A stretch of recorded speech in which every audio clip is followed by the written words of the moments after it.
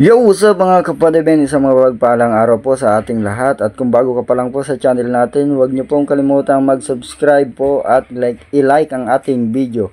So kahapon nga mga kapadimen, napakalakas ng thunderstorm dito sa atin o yung tinatawag natin Chubasco.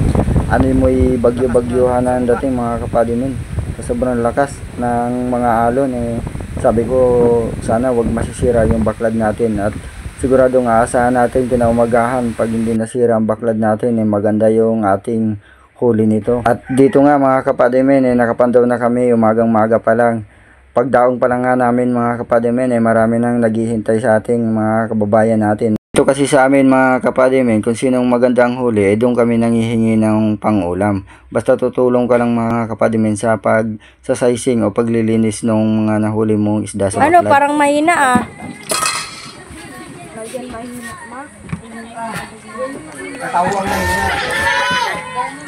So yun mga kapadimen, habang patuloy nyong pinapanood ang bidyong ito, i-shoutout muna natin yung ating mga subscribers na patuloy na sumusuporta po sa ating channel.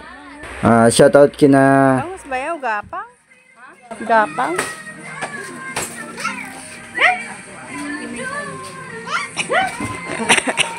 So yun mga Lods, maraming salamat po sa inyong walang sawang suporta po sa aking channel. Yan. God bless you all po.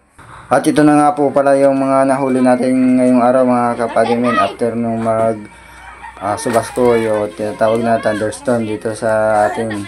Yan po mga Lods. Karamihan po mga huli natin dyan, mga pusit at mga isda.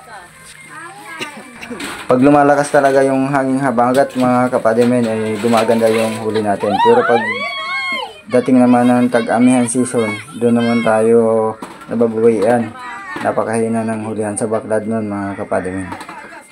Kung nanonood ka pa hanggang ngayon mga kapadimen, huwag naman pong kalimutang mag-subscribe po sa aking channel po.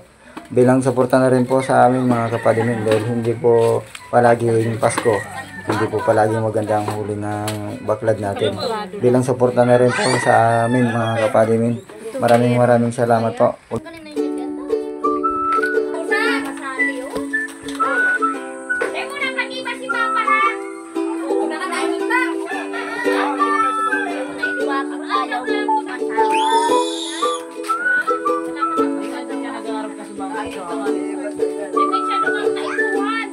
Balo na nga.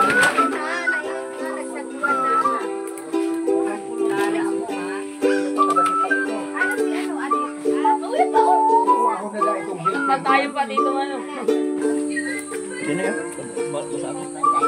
May 15 yan. Warak sin ano karatungan. Anong karantungan, Fray? Musi.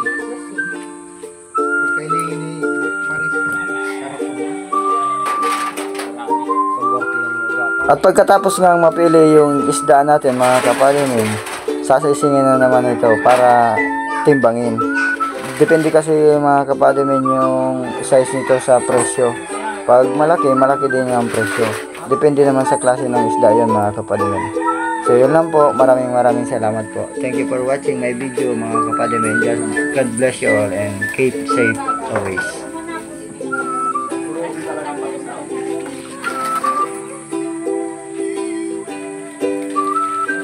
Yan ang patunga. Patunga talaga yan.